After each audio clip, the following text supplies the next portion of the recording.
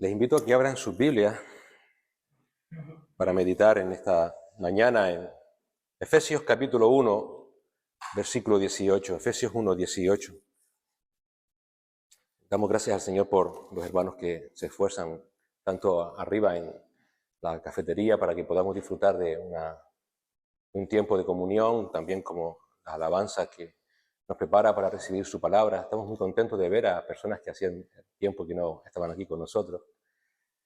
Son sorpresas que el Señor nos tiene preparado y damos gracias al Señor también por ustedes. Y también porque hay otras hermanas que también tienen que pasar esta semana que viene por momento de alguna intervención quirúrgica, así que también oramos por ellas también para que el Señor ponga su mano y la guarde.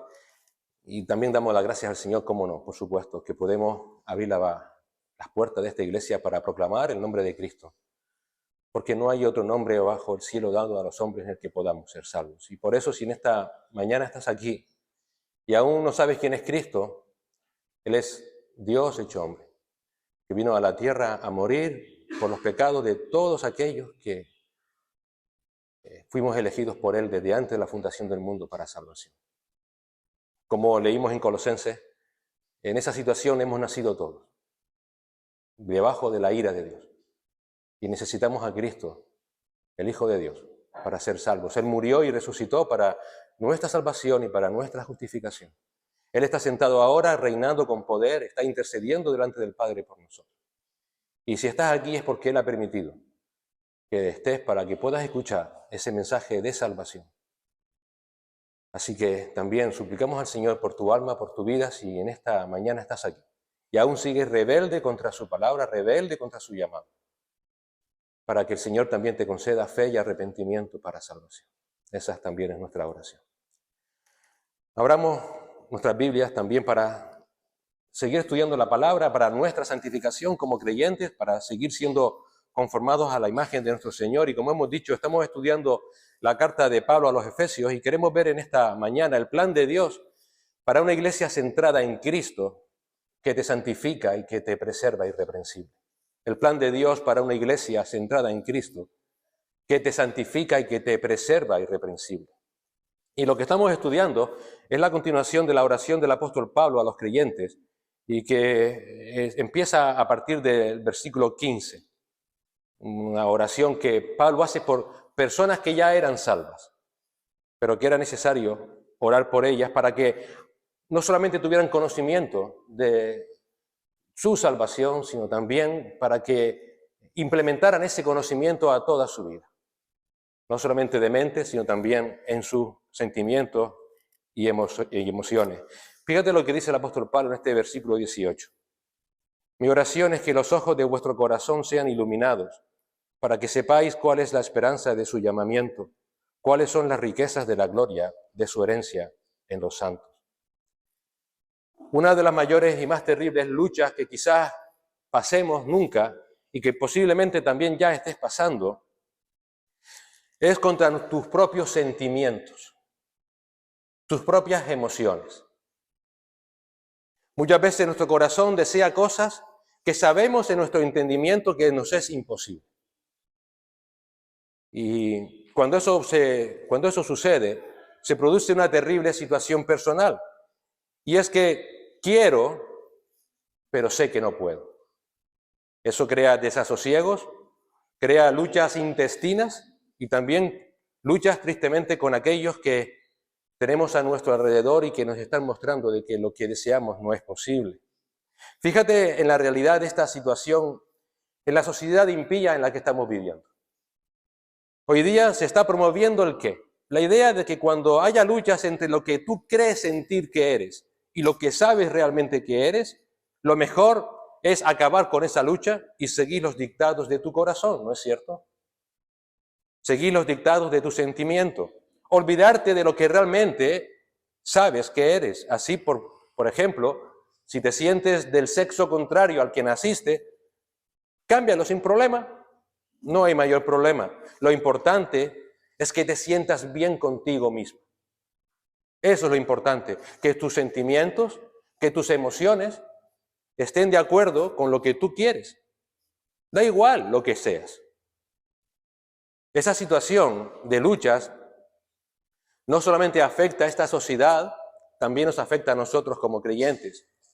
Quizás no en el mismo plano, evidentemente, de esa aberración del sexo, pero sí puede suceder, por ejemplo, cuando perdemos un ser querido, ¿verdad? Sabemos que ya no está entre nosotros. Es algo obvio, lógico, pero sabes que le echas de menos. Tus sentimientos le echan de menos. Y eso crea una situación dramática, una situación bastante dura. La de desear con las emociones volver a ver o estar con ese ser querido que ya ha partido, aunque sabes ciertísimamente que eso no va a suceder al menos en esta vida. Algo, por otro lado, normal. No me malinterpreten. Esto solamente es un ejemplo para darnos cuenta de la dualidad que hay en nosotros. Queremos y no recibimos. Un ejemplo claro lo tenemos en Juan 11. Permítanme compartírselo. Con la muerte de Lázaro. La muerte de Lázaro y las hermanas. A partir del versículo 17, leemos lo siguiente. Vino pues Jesús y halló que hacía ya 4 días que Lázaro estaba en el sepulcro. Betania estaba cerca de Jerusalén, como a 15 estadios, y muchos de los judíos habían venido a Marta y a María para consolarlas por su hermano. Entonces Marta, cuando oyó que Jesús venía, salió a encontrarle, pero María se quedó en casa. Y Marta dijo a Jesús, que Señor, si hubieses estado aquí, mi hermano no habría muerto. Fíjate cómo ella tiene esa necesidad, tiene esa emoción, sabe, conoce, pero su emoción dice, mi hermano no habría muerto. Mas también sé ahora que todo lo que pidas a Dios, Dios te dará. Jesús que le dijo, tu hermano resucitará. Y Marta que le dijo, ya sé que resucitará en la resurrección del día postrero. Ella sabía, pero ella deseaba que su hermano no hubiese muerto. Esa situación está en todos nosotros. Tenemos luchas entre lo que sabemos y lo que sentimos. ¿Y por qué sucede eso? ¿Por qué sucede? Permítame ser sencillo y claro.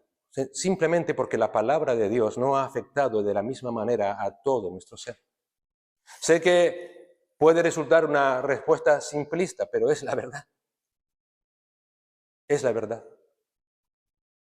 Cuando enfrentamos nuestra vida sin que la palabra tenga el control de todo lo que somos, nos vamos a encontrar siempre con estas luchas entre lo que sabemos y la desesperanza a la que nos llevan nuestras emociones o sentimientos.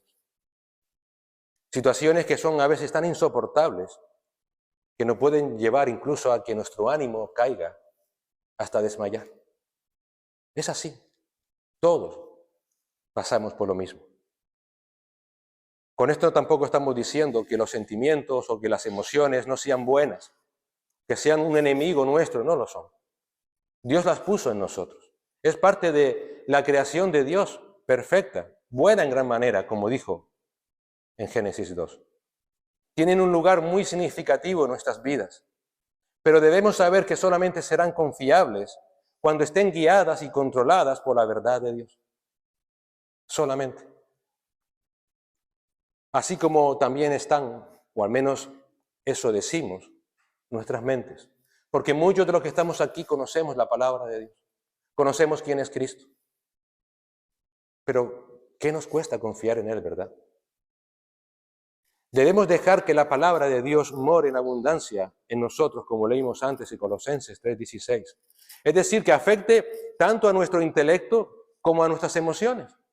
Que la palabra de Cristo habite en abundancia en vosotros. Ese habitar significa que tome control, que more en nosotros. Que haga su lugar de existencia tu vida, tu mente, tus emociones, tus sentimientos. Y es que cuando el Espíritu Santo obra en la mente de los creyentes, no solamente la enriquece, iluminándola para que entendamos intelectualmente esas verdades divinas que estaban ocultas hasta que fueron reveladas, sino que también tiene el propósito de que esa verdad se relacione con el resto de nuestra persona, de tal manera que nos moldee y que nos enriquezca en todo lo que somos, en mente, cuerpo y espíritu. Y necesitamos entender por eso que, como dice Pablo en Efesios 5:18, tenemos que ser llenos del Espíritu Santo. Llenos. que no haya un área de nuestras vidas que no estén bajo su control. Y esto es vital, vital entenderlo. Porque todo nuestro ser, tu cuerpo, tu intelecto, tus emociones, tus sentimientos, todo está siendo guardado para vida eterna. Es lo que Pablo escribió a los tesalonicenses en primera de Tesalonicenses 5:23. Y que el mismo Dios de paz os santifique por completo, ¿en qué? Todo vuestro ser, espíritu, alma y cuerpo, que sea preservado irreprensible para la venida de nuestro Señor Jesucristo. Es necesario que entendamos eso. En otras palabras, solo podrás vivir esta vida como Cristo quiere que la vivamos cuando todo tu cuerpo físico, tu intelecto, tus pensamientos, tus emociones estén afectados de la misma manera y por la misma verdad del conocimiento de Dios. Porque todo tu ser tiene que ser guardado en integridad para la venida del Señor Jesús. Y Pablo, en el texto que tenemos en esta mañana, en el texto, de esta mañana y de lo que hemos visto hasta ahora, él está orando por creyentes que, recuerden, ya eran salvos, para que precisamente se cumpla en ellos ese propósito. Por eso dice en el versículo 18, la primera parte, para que el Señor les alumbre los ojos de vuestro entendimiento, es decir, de sus emociones, de su conocimiento, que no solamente sepan intelectualmente que ustedes fueron elegidos desde antes de la fundación del mundo, que fueron redimidos por la sangre de Cristo, que están siendo preservados por el Espíritu Santo, sino que todo esto afecte a todo tu ser. Que sepas que todo tu ser está siendo guardado por Cristo, para que así podamos enfrentar la vida hasta que Cristo venga por nosotros. Y en el texto de esta mañana del versículo 18, Pablo nos enseña dos hechos del gran plan de Dios para una iglesia que está centrada en Cristo. Dos hechos que nos santifica y que nos preserva irreprensibles. Dos hechos que quiere el Señor que sepamos de su plan eterno, pero para que sepamos y que también lo apliquemos a nuestra vida. Que ahora este conocimiento nos ayude a poder andar confiadamente en el Señor. ¿Cuáles son esos dos hechos? La esperanza de nuestro llamamiento y las riquezas de la gloria de su herencia en los santos.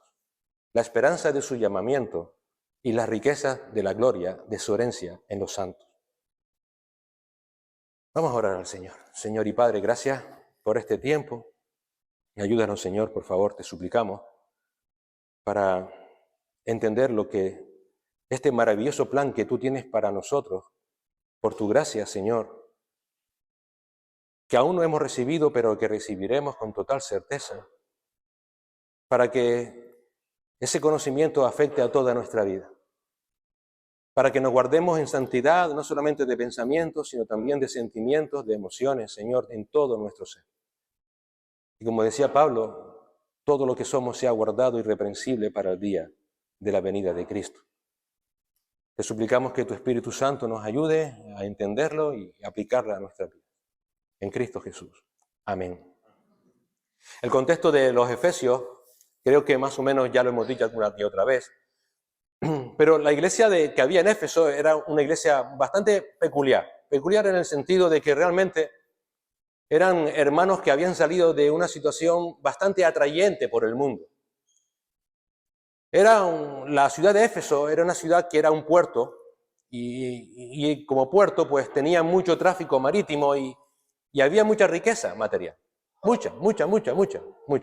Era una de las ciudades más ricas del Imperio Romano en aquella época. Y encima, si en lo material eran ricos, en lo espiritual, entiéndame, lo de espiritual, en lo religioso, no que fueran pobres precisamente, porque tenían todo lo que la carne de una persona irredenta puede tener. Ellos adoraban, la ciudad de Éfeso, adoraba a una diosa, Artemisa. Su templo es muy conocido, muy conocido. De hecho, más adelante Pablo usará la figura del templo para hablarnos de realidades espirituales. Pero era un templo impresionante. Adoraban a Artemisa, que era la diosa, digamos, la hermana gemela de Diana, no Diana Cabrera, como decía antes Javi de nombrar los apellidos, no, de Diana, que era la reina del amor. Entonces, ¿qué sucedía? ¿Cómo tú servías a esa diosa? Diosa del amor, la corrupción de la carne, las sacerdotisas eran prostitutas. Por tanto, la mejor manera de poder adorar a esa diosa era teniendo relaciones sexuales con esas prostitutas. Así que fíjate, humanamente hablando, en la carne, tenían todo lo que podían tener. Tenían riquezas materiales y encima las pasiones de la carne estaban desatadas y no eran pecaminosas. ¿Estaba bien? De ese sitio sacó el Señor a muchos hermanos para salvación. Así que no tuvo que ser fácil, porque no solamente el intelecto, sino también las emociones podían sentirse atraídas por las riquezas del mundo y por las pasiones de la carne. Tú imagínate que estás aquí y sales al mundo y todo lo que te rodea te incita a caer de nuevo en esa vida pecaminosa. Pablo lo sabe, Pablo ora por aquellos hermanos y les recuerda quiénes son en Cristo. Y les recuerda, tienen que tener toda su vida, todo lo que son bajo control del Espíritu Santo. Es necesario, si no van a caer inmediatamente. Y si recuerdas, Pablo comienza esta oración en los versículos 15 y 16, dando gracias a Dios por aquellos hermanos, porque ellos habían mostrado realmente a través de su fe en Cristo como Señor y del amor que se mostraban los unos a los otros, la evidencia de esa obra salvífica de Dios en ellos. Esa era la evidencia de la realidad de lo que había sucedido en los versículos 3 al 14, la elección de Dios, la predestinación de Dios de ellos, la redención por parte de la sangre de Cristo, la santificación por medio del Espíritu y la preservación para vida eterna. Todo esto se hacía evidente porque era público y notorio en medio de aquella ciudad, y tanto que había llegado hasta Roma, donde Pablo estaba en la cárcel, que ellos habían puesto sus vidas en servicio al Señor y se amaban los unos a los otros. Y por eso Pablo continúa orando en el versículo 17, que esta verdad afecte sus mentes, como con sabiduría y revelación, dice el apóstol Pablo. Que tengan en esa sabiduría, en esa revelación, un conocimiento íntimo de Dios, para que sepan, entiendan que ahora son hijos de Dios, que puedes tener una relación íntima con el Padre, no solamente como una relación fantasiosa entre una persona y una diosa, Artemisa. No, es tu Padre celestial, no es meramente Dios, es Dios que quiere ser tu Padre. Que tengas ese conocimiento íntimo, intelectual.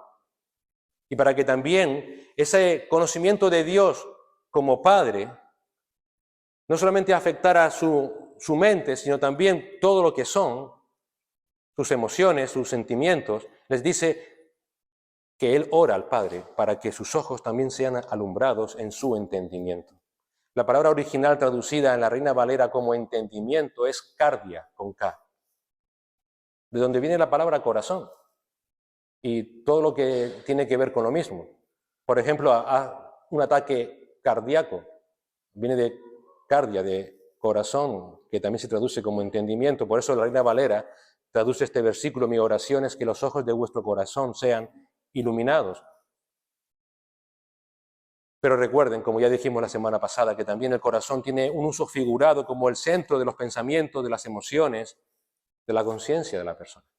Así que Pablo ora no solo para que el Espíritu Santo moldee tu conocimiento intelectual con sabiduría y revelación. Ahora sabes, iluminado por el Espíritu Santo, que lo que dice la palabra es verdad, que el Señor me eligió sin yo merecerlo por su gracia, por su misericordia, para su gloria, sino también quiere que ahora esa verdad ilumine nuestros sentimientos, afecte a nuestras emociones, a nuestras conciencias, para que entonces ahora todo nuestro ser, como la oración de Pablo a los tesalonicenses, sea eficaz. Para que así, de esa manera, como dijo el Señor en Mateo 22:37, amemos al Señor con todo tu corazón, con toda tu alma y con toda tu mente. No podemos amar al Señor solamente de mente, sino con todo lo que somos, con todo lo espiritual que somos, en el aspecto también emocional y en el aspecto sentimental. Dios tiene que ser amado. Cristo necesita ser amado, desea ser amado, quiere ser amado, y es necesario que le amemos de esa manera con todo lo que somos. Y así llegamos al texto de esta mañana, donde Pablo continúa su oración para que Dios alumbre nuestro entendimiento, Para que sepamos, dicen, para que sepáis. Es decir, para que estés plenamente consciente, para que estés plenamente informado de un hecho seguro y real que aún no ha pasado, pero que va a pasar ciertísimamente. Y para que ese conocimiento de un hecho futuro que va a pasar ciertísimamente moldee no solamente tu mente, sino también tus emociones, tus sentimientos en esta vida. ¿Y de qué debes estar seguro acerca de ese plan de Dios para ti que afecte a todo lo que eres? Primero, que tienes una esperanza por causa de tu llamamiento. Para que sepáis, dice, cuál es la esperanza a que Él os ha llamado. La palabra nunca se cansa de recordarte, como ya hemos visto en semanas anteriores y como muchas veces se habla también por otros hermanos en la iglesia, que eres creyente porque has sido llamado por Dios, no porque tú decidiste ser creyente. Tú has sido salvado por la misericordia de Dios en su gracia y por esa razón lo eres creyente. Pero no solamente eres creyente, como hemos dicho, también eres hijo. El Señor Jesús en el Sermón del Monte dijo que somos llamados hijos de Dios porque procuramos la paz. Mateo 5:9, bienaventurados los que procuran la paz, pues ellos serán llamados hijos de Dios. Y Juan en su Evangelio, en el capítulo 1, se nos dice cuál es el derecho que Dios nos ha dado. A todos los que le recibieron les dio el derecho de llegar a ser, ¿qué? Hijos de Dios. Hijos de Dios. Pablo afirma que nuestra seguridad como hijos de Dios no es algo simplemente que yo me lo invento. Está confirmada por la obra del Espíritu Santo en nuestras vidas. Romanos 8. El Espíritu mismo da testimonio a nuestro espíritu de que somos, ¿qué? Hijos de Dios. Y si hijos, sigue diciendo Pablo, también herederos. Herederos de Dios y coherederos con Cristo. Aquí un sí condicional ahora. Si en verdad padecemos con Él, a fin de que también seamos glorificados con Él. Y somos hijos por medio de la fe en Cristo. Gálatas 3:26. Todos sois hijos de Dios mediante la fe en Cristo Jesús. Por tanto, ante esa realidad que el Señor nos dice, ¿qué debemos hacer? Pues imitar a nuestro Padre. Efesios 5:1, sed pues imitadores de Dios como ¿qué? Como hijos amados. Imitarle desde ya, no a esperar al futuro para imitarle. Tenemos que imitar a nuestro Padre Celestial ya en esta tierra, una tierra que sabemos que está sumida en gran maldad. Y por esa razón Pablo escribe a los Filipenses en el capítulo 2, versículo 15, para que seáis irreprensibles y sencillos hijos de Dios, sin tacha, ¿en medio de dónde?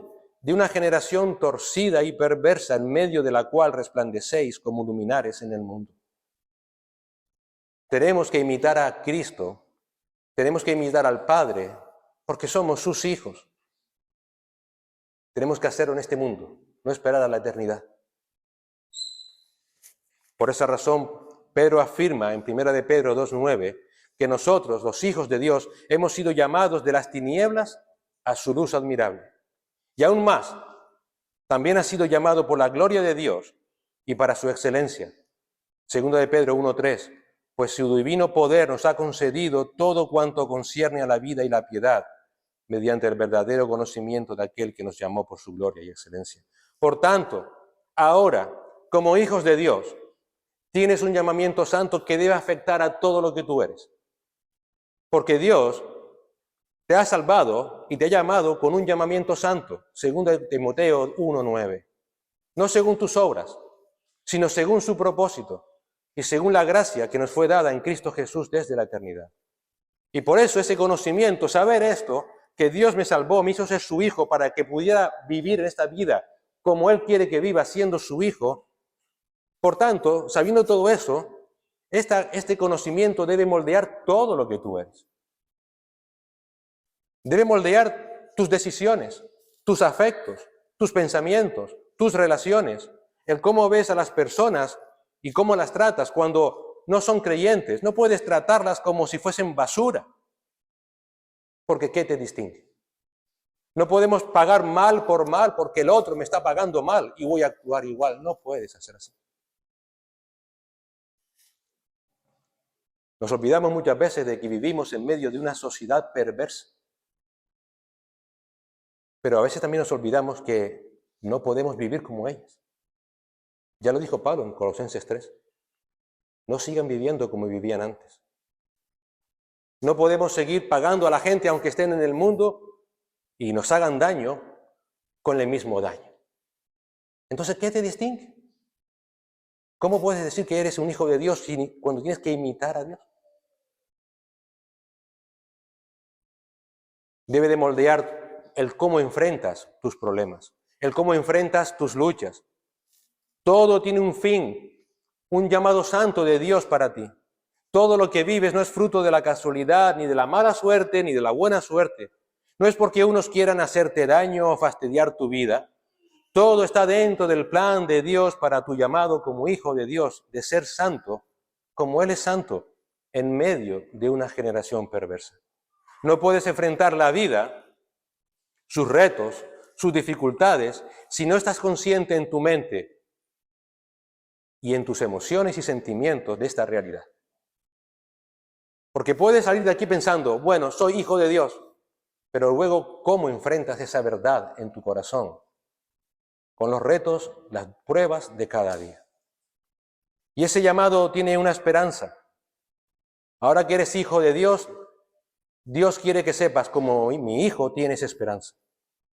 Pablo ora para que sepas cuál es la esperanza de tu llamamiento. Muchos llamamientos no tienen ninguna esperanza. Pero el llamamiento que tenemos en Cristo, Él quiere que lo tengamos claro, tiene esperanza. Es un llamamiento glorioso, un futuro seguro. Ten siempre presente que cuando leas la palabra esperanza en la Biblia, no significa vamos a ver si sucede, sino que habla de un hecho ya consumado. Siempre es bueno entender que cuando leas la palabra de Dios, la leas con tu lente, pero también desde las lentes o desde la perspectiva de Dios. Para Dios, que es eterno, que está fuera del tiempo, todo lo que Él es aquí ya está cumplido. Y la esperanza, por tanto, nuestra, ya está cumplida. No es esa esperanza como la del niño que espera en Navidades o en su cumpleaños recibir un regalo, a ver si me regalan o no me regalan. No, no. Es certeza, es seguridad. Cuando Pablo dice aquí la esperanza de tu llamamiento es la certeza, la seguridad que Dios te da de el propósito para ti como hijo de Dios. Por ejemplo, esa esperanza nos hace anhelar el seguro regreso de Cristo por su iglesia. Pablo escribe en 1 Tesalonicenses 4, no queremos, hermanos, que ignoréis acerca de los que duermen, un eufemismo, acerca de los que han partido, han muerto, para que no se entristezcan como lo hacen los demás que no tienen ¿qué? Esperanza. Por eso enlazamos esto con la introducción. Piensa, tu ser querido que partió va a volver con Cristo. Él volverá, dice, con todos sus santos a buscar a su iglesia. Porque si creemos que Jesús murió y resucitó, así también Dios traerá con Él ¿a quién? A todos los que durmieron en Jesús. Por lo cual os decimos esto por la palabra del Señor, que nosotros, los que estemos vivos y que permanezcamos hasta la venida del Señor, no precederemos a los que durmieron. Pues el Señor mismo descenderá del cielo con voz de mando, con voz de arcángel, y con la trompeta de Dios, y los muertos en Cristo se levantarán primero. Entonces, nosotros, los que estemos vivos y que permanezcamos, seremos arrebatados juntamente con ellos en las nubes al encuentro del Señor en el aire. Y así estaremos con el Señor siempre. Por tanto, ¿qué? Confortaos unos a otros con otras palabras. Fíjate, no está hablando de, entiende, que entendamos. No, conforta tu corazón con estas palabras. Que tu emoción, que tus sentimientos esté confortado en esa esperanza segura en Cristo. Esa esperanza nos hace estar seguros de que un día seremos como Él es. Lo hablamos muchas veces, pero nunca está de más volver a repetirlo. Aún no hemos experimentado lo que es vivir sin pecado, porque en pecado ya fuimos formados en el vientre de nuestra madre, dice el salmista. No sabemos lo que es, pero un día, por la gracia de Dios y para su gloria, el Señor nos dará un cuerpo nuevo sin pecado y seremos como Él es. Y esa esperanza segura nos debe anhelar ser como Cristo y por tanto nos debe motivar a querer ser como Él, guardándonos en santidad. En un mundo que está caído en pecado. Juan nos dice en 1 de Juan 3, 1, 3, mirad cuán gran amor nos ha otorgado el Padre. En el griego original no hay una expresión que pueda... Juan está sin palabras. Mirad cuán gran amor nos ha dado el Padre para que seamos llamados hijos de Dios. Y eso no dice seremos, dice somos. Por esto el mundo no nos conoce, porque no le conoció a Él. Amado, ahora somos hijos de Dios y aún no se ha manifestado lo que habremos de ser, pero sabemos, esa es la esperanza, que cuando Él se manifieste seremos semejantes a Él porque le veremos como Él es. Y todo el que tiene esta esperanza puesta en Él se purifica como Él es puro. También es una esperanza de ese llamamiento futuro que el Señor tiene para nosotros. Es una esperanza que agradece con nuestras vidas. Siempre tenemos la lucha de que por cómo podemos alentar a los hermanos a que sirvan en la iglesia. Es muy sencillo. ¿Agradeces a Cristo lo que ha hecho por ti? Si realmente agradeces a Cristo lo que ha hecho por ti, le vas a servir. Mira, a veces nos escudamos, es que no me dicen qué puedo hacer. A veces nos escudamos diciendo, es que sabes que ya lo están haciendo tus hermanos. No culpes a otros de tu falta de gratitud al Señor. Si realmente entiendes la esperanza a la que has sido llamado en Cristo, solamente puedes decir, Señor, ¿qué quieres tú que yo haga? Todo lo demás es pamplinas. Todo lo demás es pura moralidad. Si no hay en tu corazón gratitud, amor al Señor, todo lo que hagas es pura moralidad. Nada te distingue de un fariseo o de un católico que pagando sus indulgencias se está ganando la entrada al cielo. Agradeces a Dios lo que Él ha hecho por ti. Esa esperanza tiene que agradecer, vivir vidas en gratitud al Señor. Porque cuando estábamos perdidos, nos hallábamos sin esperanza. Pero por medio de Cristo tenemos la seguridad de que hemos sido acercados a Dios. Es la esperanza que nos hace también madurar como creyentes. Porque ahora ya no estamos viviendo según las doctrinas de este mundo. Porque en Jesucristo, dice Pedro en su primera carta, tenemos una esperanza viva. Y esa esperanza viva tiene que moldear tu ser. Y esa esperanza viva no avergüenza, como dice Pablo en Romanos 5:5. Y la esperanza no avergüenza, porque el amor de Dios ha sido derramado en nuestros corazones por el Espíritu Santo que nos fue dado. Entendemos que sin merecerlo, Dios no solamente me ha amado, sino que me ha inundado de su amor, que es lo que significa la palabra Dios ha derramado. Me ha inundado con su amor. Yo me acuerdo de pequeño que estaba en la playa, no es cuando tú me lo cuentas, después, porque cuando tú me lo cuentas yo era muy pequeño y no me acuerdo, pero me dio un revolcón, una ola, que me inundó de tal manera que no sabe dónde estaba. Y mientras hacía la predicación me acordé de ese hecho. Dios nos ama tanto que nos inunda, que no hay un milímetro cuadrado de tu ser que no esté cubierto por el amor de Dios. Eso se refiere Pablo. Esa esperanza agradece a Dios. Esa esperanza nos vuelve maduros porque entendemos cómo me ha amado Dios. Y por eso la esperanza de nuestro llamamiento es que un día seremos conformados a la imagen de Cristo. Seremos conformados a la imagen de Cristo. Porque a los que de antemano conoció, también los predestinó a ser hechos conforme a la imagen de su Hijo, para que Él sea primogénito entre muchos hermanos. Así que Pablo está orando en ese texto para que esa esperanza de ese llamamiento no solamente afecte a tu pensamiento, que no te vayas de aquí pensando, bien, soy hijo de Dios, qué bueno, Dios me amó, sino para que ahora esto te haga caer de rodillas ante Él y decir, Señor, heme aquí, ¿qué quieres tú que yo haga? Que te llene en todo tu mente, en todo tu pensamiento, en todo tu ser, en todas tus emociones, que te conforme a una vida madura en Cristo. Porque ser maduro en Cristo significa no que seas perfecto, sino que ahora la palabra de Dios inunda todo tu ser. Eso es ser maduro en Cristo.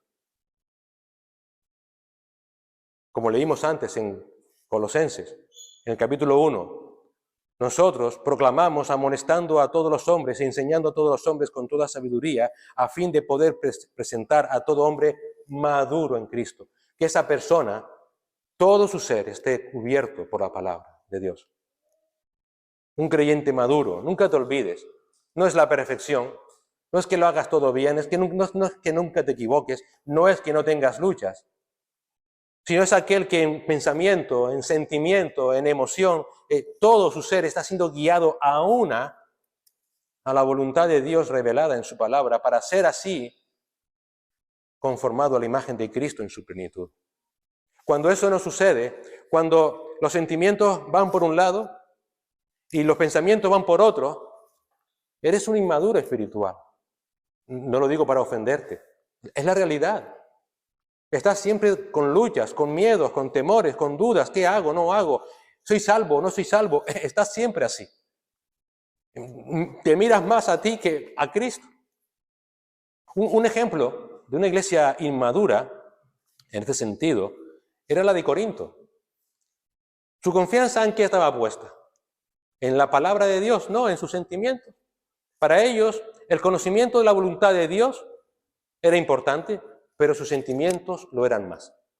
Muchos, por tanto, ¿qué hacían? Estaban más preocupados por hacer lo que ellos sentían que estaba bien, lo que ellos sentían que era correcto, en vez de hacer lo que Dios ya decía que era correcto.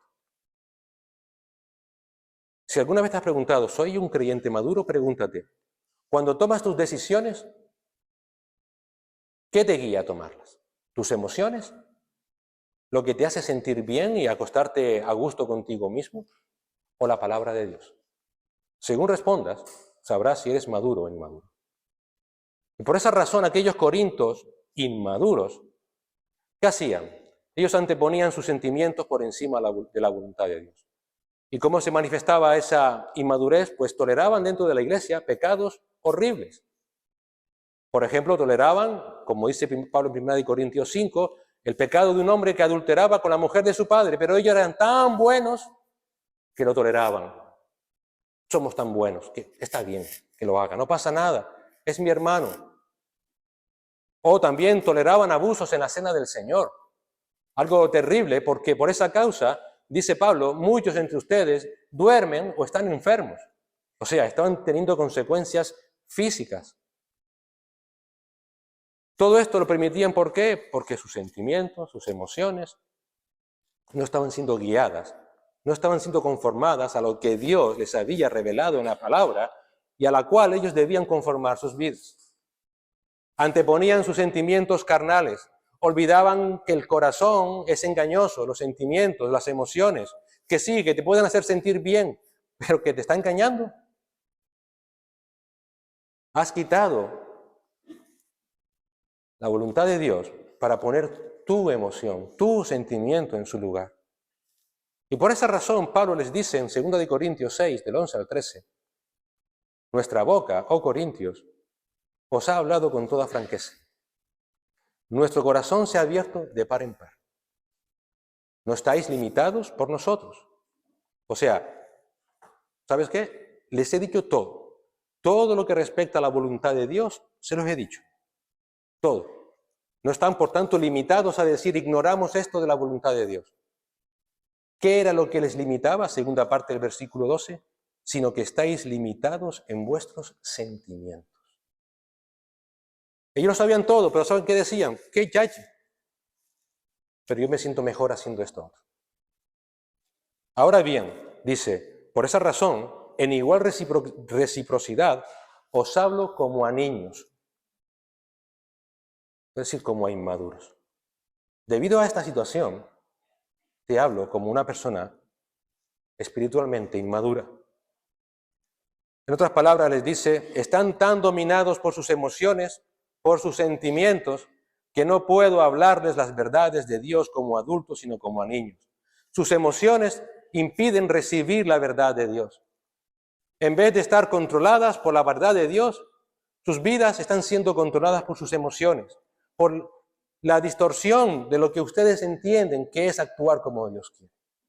Y por eso cuando nuestros sentimientos, cuando nuestras emociones no están siendo conformados a la verdad de Dios, sino que se anteponen sobre ella, nunca podremos vivir en plenitud esa esperanza de nuestro llamamiento. Siempre vamos a estar con luchas. Quiero, pero no puedo. Serán vidas realmente infructuosas, como niños espirituales. Mira, hasta que no rindas todo tu ser a Dios, y no solamente tu mente, el saber que Dios te ha llamado por su gracia para ser su hijo, que has sido elegido, predestinado, adoptado, redimido, perdonado, no te va a servir de nada. Sí, serás salvo, porque la salvación es por gracia por medio de la fe en Cristo. Pero tu vida es un desastre.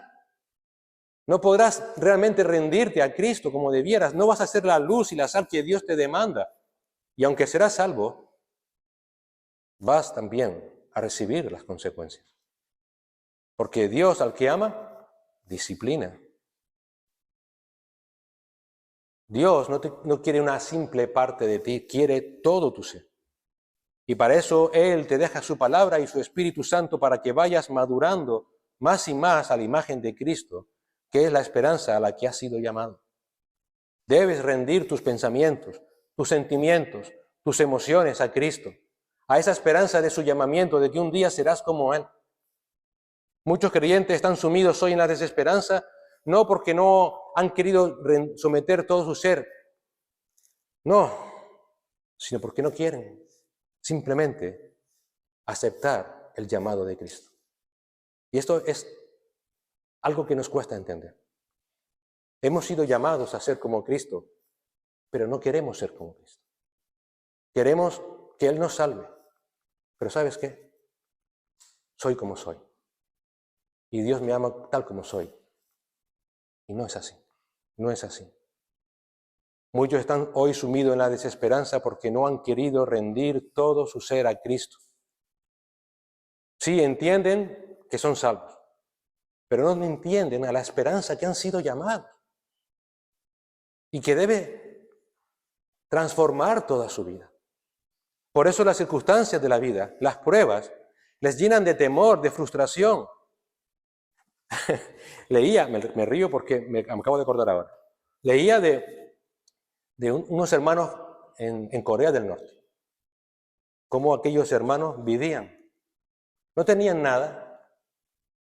Desde nuestra perspectiva estaban completamente desesperanzados, pero ellos tenían gozo, porque sabían que estaban siendo conformados en medio de su tribulación a la imagen de Cristo. Y descansaban en eso, y confiaban en esa verdad. Muchas veces estamos frustrados porque en vez de anclar nuestra vista, nuestra esperanza en las cosas celestiales, en Cristo, quien está sentado en gloria, estamos poniendo nuestra vista en las cosas terrenales. Un creyente maduro, por contrario, espera, descansa, confía como hijo de Dios en que Cristo reina. Pero no solamente lo sabe, no solamente confía en eso, sino que su esperanza está anclada a esa vida, está anclada a la eternidad. Hermano, debes anclar tu vista a la eternidad y no a esta vida. Eso es clave para entender el llamado que el Señor nos ha hecho. Es clave. Como sigas poniendo tu vista en las cosas de este mundo, la vas a quitar de la vista de Cristo. Tu vida ya está escondida con Cristo. Recuerda la perspectiva de Dios, ya estás con Él. Ya estás sentado en gloria con Cristo. Vive tu vida aquí a la luz de esa verdad. Vive esta vida entendiendo de que tienes un llamamiento santo. Vive verdaderamente como Cristo nos dio ejemplo. Solo cuando sepamos realmente quiénes somos en Cristo, cómo esto debe de afectar a todo nuestro ser, entonces en ese momento podremos vivir como Dios quiere que vivamos. En sacrificio vivo, en olor fragante a Él. Es cuando podremos realmente vivir vidas obedientes que no te cargan, sino que te alegran, porque puedes servirle con amor. Puedes vivir vidas realmente obedientes y piadosas, a pesar de que el mundo quizás te esté acusando.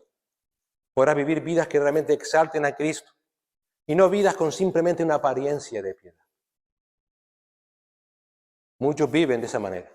Acallan la voz de sus conciencias, actuando según sus sentimientos y no sometidos a la palabra de Dios. Si esto no está sucediendo en tu vida, ora como Pablo: Señor, dame luz para que estas verdades no solamente iluminen mi mente, sino que también iluminen mis sentimientos, mis emociones, que todo mi ser en cuerpo, alma y espíritu sea guiado por el Espíritu Santo a estas verdades para poder vivir en ellas. Mira, tienes la capacidad de poder pedir eso a Dios como hizo Pablo. Muchas veces estás en angustia porque le estás pidiendo a Dios cosas que ya tienes. Solamente necesitas que Dios te las revele. Pídeselo como hizo Pablo en la oración. Señor, ábreme el entendimiento. Ilumíname a tu palabra para entender que todo mi ser se tiene que rendir a Cristo. Esa es la oración de Pablo. Señor, haz entender a mis hermanos que sepan, que recuerden tu llamamiento, que pongan así, por tanto, todas sus esperanzas en la realidad de lo que tienen que vivir. Vidas entregadas a ti en gratitud a sus corazones, en saber que un día van a ser como Cristo y que esta verdad vertebre todas sus vidas en pensamientos, en sentimientos, en emociones, porque este es tu llamamiento para ellos. Serás como Cristo, serás como Cristo, nunca te olvides, serás como Cristo. Esa es la esperanza de tu llamamiento. Y el segundo hecho de la grandeza del plan de Dios, por el que Pablo sigue orando para que sometamos toda nuestra vida a Dios, es que ya que vas a ser conformado a la imagen de Cristo y serás como Cristo, las riquezas de la gloria de su herencia serán para ti. Será para ti. Las riquezas de la gloria de su herencia en los santos. Pablo sigue orando: Señor, alumbra los ojos del entendimiento de mis hermanos para que sepan cuáles son las riquezas de la gloria de su herencia en los santos. Esto es tan abrumador que con razón hace falta que el Espíritu Santo cumpla su ministerio en nosotros de iluminar nuestra mente. Es tan abrumador entender esto que ni siquiera hay consenso entre la mayoría de comentaristas acerca de qué significa la frase de la gloria de su herencia en los santos. Unos afirman que habla de la herencia futura que Dios tiene preparada para los creyentes. El apóstol Pablo afirma esa herencia, por ejemplo, en Efesios 1:11. También hemos obtenido herencia, dice Pablo, habiendo sido predestinados según el propósito de aquel que obra todas las cosas conforme al consejo de su voluntad. También dice en el versículo 14 que nos es dado como garantía de nuestra herencia, con miras a la redención de la posesión adquirida de Dios para alabanza de su gloria. En cambio, otros dan respuesta a esta frase diciendo que hace mención a los creyentes como la herencia futura de Cristo que el Padre le ha dado. Eso es algo también bíblico. Es lo que afirma el contexto de todo el versículo 3 al 14 de Efesios 1, donde resalta con fuerza cómo Dios nos ha predestinado, escogido y adoptado para sí. En el versículo 5 nos dice: nos predestinó para adopción como hijos para sí, mediante Cristo. El Señor Jesús dijo de los creyentes que le somos dados a Él por el Padre, en Juan 17:24. Padre, quiero que los que me has dado, habla de dar en herencia, estén también conmigo donde yo estoy. En Tito, Pablo afirma lo siguiente, Tito 2:14, quien se dio a sí mismo por nosotros para redimirnos de toda iniquidad y purificar para sí un pueblo para posesión suya. Así que hay cierta dificultad en entender este texto. Habla de que vamos a recibir herencia o que somos la herencia de Cristo. Y en vez de discutir la realidad de un texto que nos cuesta entender, es mejor ver estas dos verdades, que son verdades, como complementarias. Eso me ayudó a entender. Tengo que ver este texto a la luz de las dos verdades, que soy herencia de Cristo y que voy a recibir la herencia, que soy coheredero con Cristo. Y si unimos estas dos verdades como complementarias, estas se unen en una gran verdad. Y es esta: tanto si somos herencia de Cristo, como si somos coherederos con Él, nuestro destino eterno es el mismo. Vamos a estar en una gloria eterna que nunca merecimos. Lo vamos a tener todo y lo vamos a hacer todo. Vamos a tener todo en Cristo y lo vamos a hacer todo para Él. Y esto es impactante. Si voy a hacer herencia de Dios para Cristo, lo voy a hacer todo para Él. Y si voy a recibir su herencia, lo voy a tener todo como Él tiene. Hermano, ¿cómo te afecta saber esto? ¿Cómo te afecta saber esto? De que lo eres todo para Cristo. Que tienes todo de Cristo. ¿Cómo te afecta esto en tu día a día? ¿Eres su herencia? ¿Eres su posesión preciosa? El Señor pagó un alto precio. Él derramó hasta la última gota de su sangre para que un día no solamente fueras rescatado, sino que fueras hecho hijo de Dios. ¿Cómo afecta a tu vida saber que por esa misma razón el Dios eterno, el que crea todas las cosas, el dueño de todo, visible e invisible, aquel que le ha dado a todo en herencia a su Hijo, quiere que tú seas coheredero con su Hijo también de todos? ¿Cómo vives la realidad de esa verdad en tu vida? ¿Cómo te afecta a tus pensamientos, a tus sentimientos, a tus emociones? Como dice un autor, vislumbrar el más mínimo detalle de lo que implica esta verdad nos debiera hacer temblar de gratitud al Señor. Nos debiera hacer rendir nuestras vidas a Dios sin más dilación. Y exaltarle por siempre por su conmiseración, en cualquiera sea nuestra situación. Y es que, hermano, piensa en esta sublime verdad. El fin último de tu salvación prometida y guardada desde la eternidad pasada es que el Dios eterno, el Altísimo, el dueño de todo, el que no necesita nada, reciba toda la gloria porque ha querido que seas parte de su gran riqueza y porque va a compartir contigo su riqueza que solamente le pertenece a Él. Saber esta maravillosa verdad es una realidad que ya está consumada, saber que esto ya está completado en Cristo, que está hecho desde antes de la fundación del mundo, te debe llevar también a pensar en la otra cara de esta increíble verdad. Que yo daba vueltas a la cabeza, ¿cómo me implica esto a mi vida? Esto te debe motivar a adorar a Dios en santidad, aunque a la gente no lo entienda. Aunque la gente diga, qué bicho raro, qué extremista. ¿Sabes por qué? Que para Dios ya seas desde la eternidad pasada su herencia y que te vaya a dar todo por herencia, piensa esto.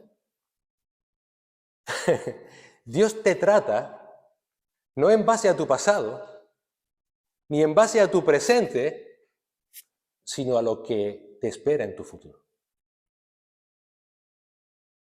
Es impactante.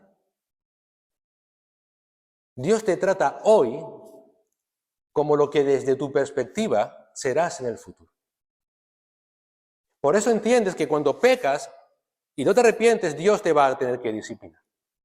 Pero lo hace por amor, porque quieres que estés un día con Él. No lo hace porque Él es un Dios que quiere castigarte porque quiera castigarte. Si Él te deja y permite que pases por pruebas, es necesario porque quiere que vayas aprendiendo a depender solamente de Él y confiar solamente en Él y descansar solamente en Él. ¿Por qué? Porque ya Él te está tratando en base a tu futuro. Él te trata y te está purificando en base a lo que vas a hacer desde tu perspectiva, pero que desde su perspectiva ya eres. Y eso es impactante. Por eso es necesario que la palabra de Dios transforme toda nuestra vida, aunque a veces incluso ni lo entendamos.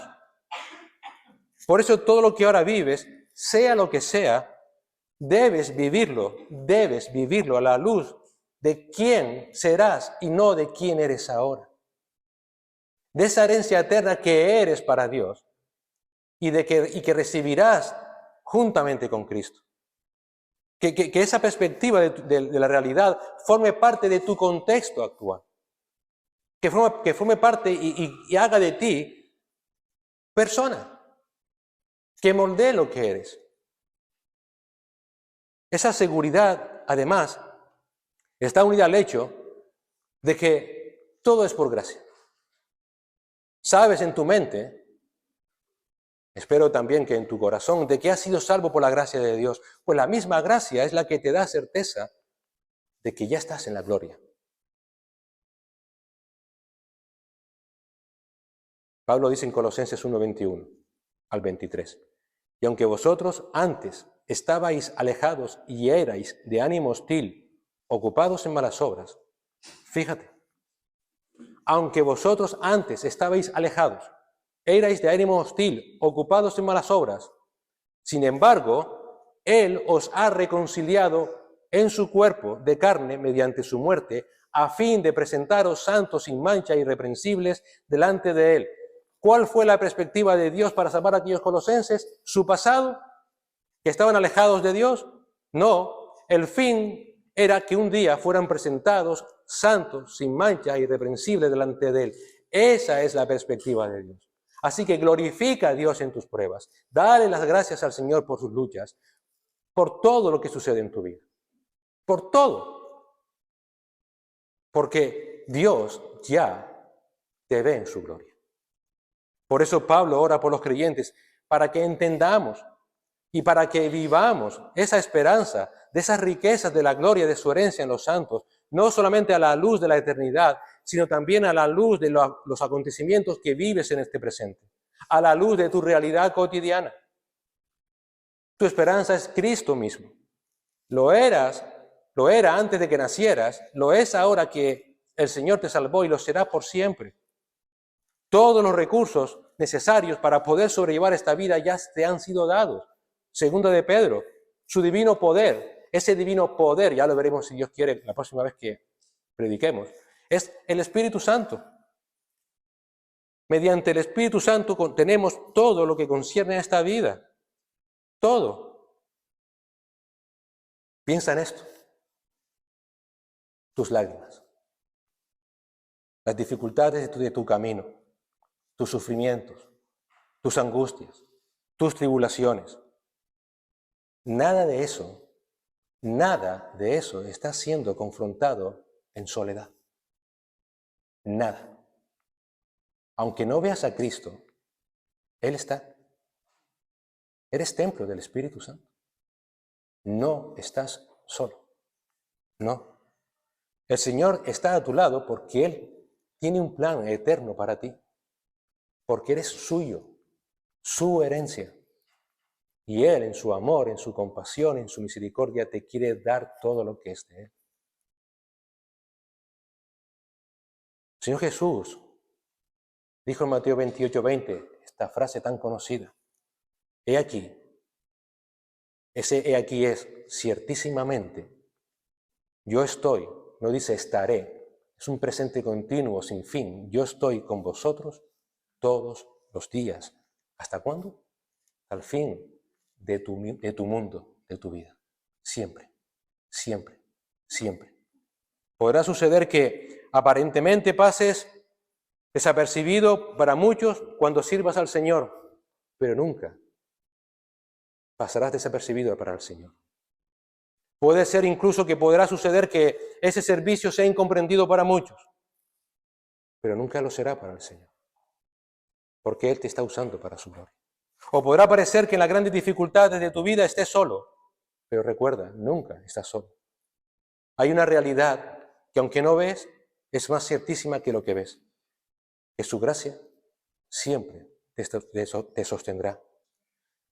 Como un bálsamo caído del cielo, Él te proveerá por todo lo que necesitas, para todas las heridas en tu camino, como aquel samaritano que encontró a aquel hombre en el terreno y lo recogió y lo sanó.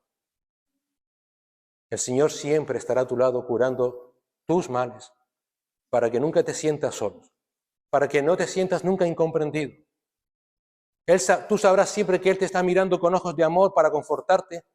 Siempre sabrás que tendrá sus manos perforadas por unos clavos, abrazándote. Siempre.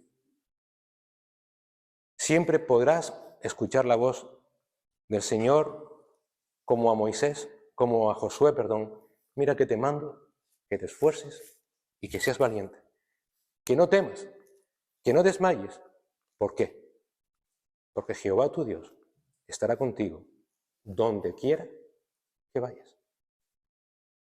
Esa es la razón por la que podemos ver el presente, no con gafas de incertidumbre, no con lentes de desasosiego, sino con certeza. Podemos ver el futuro, que es incierto para el mundo, con esperanza, con gratitud a Dios. Porque como dijo Pablo a los Corintios, en 2 Corintios 2:14, Él nos lleva siempre en triunfo en Cristo Jesús. Jesús no solamente es tu Salvador, no solamente es tu Señor, es tu esperanza, es nuestra esperanza. Es tu riqueza, es nuestra riqueza. Eres su riqueza, somos su riqueza. Él cuando marchó al cielo, ¿tú recuerdas que le dijo a sus discípulos? No se turben vuestro corazón. Creed en Dios, creed también en mí.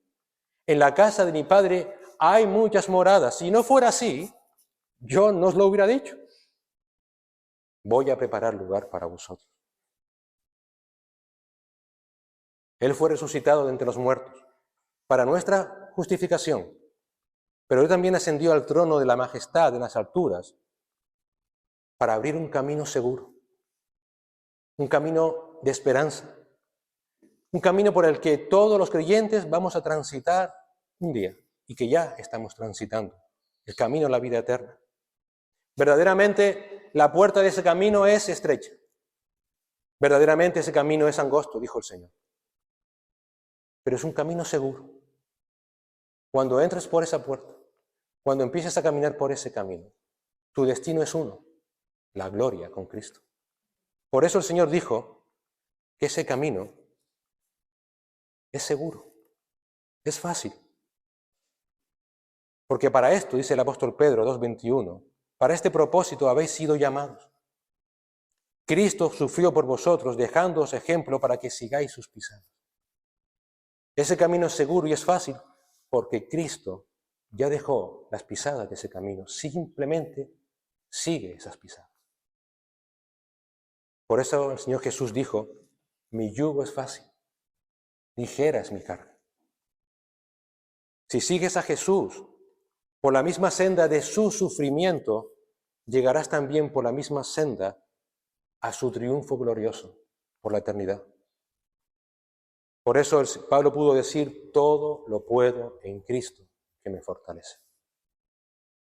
Ese camino de Pablo, ese camino de aquellos discípulos que moldearon toda su vida a la imagen de Cristo, ese camino sigue siendo único. Ese camino sigue siendo el mismo para nosotros, porque ese camino sigue siendo Cristo. Dificultuoso a los ojos de uno, vergonzoso a los ojos de otros, pero es el único camino que accede a la presencia de Dios en gloria. Ese camino es Cristo. Él es tu esperanza, de tu llamamiento. Él es aquel que debe guiar tu vida. Nunca olvides, cuando estés en tribulaciones, nunca, que Cristo está sentado en la majestad de las alturas, intercediendo a tu favor. Nunca. Si alguna vez te llega a tu corazón la desesperanza y tus sentimientos y emociones ocupan el lugar de la verdad de Dios, solamente recuerda, mi Señor murió por mí. No me dejará, no me desamparará. Y luego llora, y luego entristécete, pero nunca te olvides esta verdad. Esa verdad llene tu vida en todo, en todo. Querido hermano, Dios quiere que sepamos y recordemos esa esperanza a la que Él nos ha llamado. Pablo oró por aquellos hermanos que ya eran salvos, pero que necesitaban que sus vidas fueran inundadas de estas verdades. Que ese razonamiento glorioso conforme, no tu mente, que te vayas de aquí pensando solamente, sino que tengas un corazón lleno de gratitud al Señor. Que diga, Señor, me quiero rendir a ti. Todo lo que soy, todo lo que tengo, porque tú vives en mí. Esa vida ya la podemos disfrutar. Recuerda, aún como hijo de Dios, No ha sido manifestado lo que hemos de ser, pero lo seremos. Y lo seremos porque le veremos tal como Él es. Confía, descansa en el Señor. Vive como Él vivió, en santidad y en pureza, en integridad, para que un día, cuando Él venga, seamos recibidos en gloria por Él. Señor, gracias por tu palabra. Gracias por nuestro amado hermano Pablo, que nos enseñó a orar de esta manera. A orar por personas que ya eran salvas, pero que necesitaban, como también necesitamos nosotros, Señor. Esa verdad moldee toda nuestra vida. Que no solamente se quede en la mente, que afecte nuestro corazón, nuestros sentimientos, para que tengamos la esperanza puesta no en lo que vemos, sino en lo que no vemos. Una esperanza gloriosa, la esperanza de que un día seremos como Cristo. Que esa esperanza de nuestro llamamiento, Señor, nos ayude a vivir para tu gloria, Señor. Ayúdenos cada día que recordemos que somos tu herencia. Por tanto, tú no perderás a ninguno de tus hijos, pero también que tú nos has dado ya todo en herencia. Somos coherederos con Cristo. Padre bendito, ayúdanos a enfrentar los retos de esta vida, las grandes dificultades con las que a veces nos encontramos, no con el desánimo de nuestras emociones o sentimientos, sino con la verdad de tu palabra. Y por eso, Señor, gracias por tu palabra. Gracias. Ayúdanos a ser hombres y mujeres maduros en Cristo. Que confiemos solamente en ti. Imperfectos, aún pecadores, pero que nuestra fe solamente esté en Cristo, nuestro Señor y Salvador. En su nombre. Amén.